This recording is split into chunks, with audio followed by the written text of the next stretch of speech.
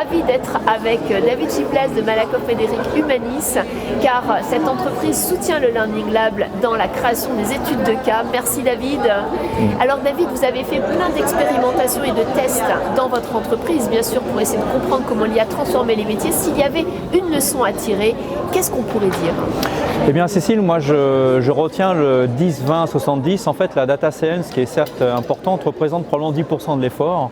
Les 20% sont des efforts qui doivent être portés sur la data, sur la mise en qualité et l'accessibilité à cette data, mais surtout les 70% qui restent, eh bien c'est la transformation en profondeur des métiers, des processus qu'il faut anticiper très très tôt dans le cas d'usage de data pour que finalement donc la performance de cette data soit bien au rendez-vous et diversée dans le métier. Merci beaucoup David, vous avez bien compris qu'on n'a pas besoin d'être tous excellents en mathématiques et en data science pour pouvoir comprendre et travailler demain avec l'IA. Merci. Merci Cécile. Bonjour, alors je suis ravie aujourd'hui d'être avec David Giblas de Malakoff Médéric Humanis. Merci d'être avec nous David. Merci.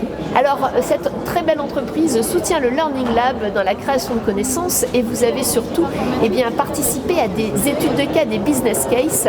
Qu'est-ce qu'il y a aujourd'hui comme leçon à tirer pour comprendre ce qui fonctionne dans un projet de transformation avec de l'IA? Eh bien Cécile, moi je retiens le 10-20-70. La data science est certes importante mais représente finalement 10% de l'effort dans les cas d'usage data. Le 20% c'est sur les data en tant que tel, donc sur la mise en qualité et l'accès à ces données. Et surtout le 70%, donc c'est l'effort principal qu'il faut faire, c'est sur la transformation en profondeur des métiers, des processus, qui seul garantira donc l'efficacité et la performance de ce cas d'usage dans les métiers.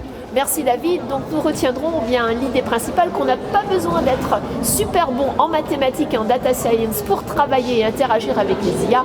Non, l'important c'est d'en comprendre quelques principes et de toute façon de le vouloir. Merci.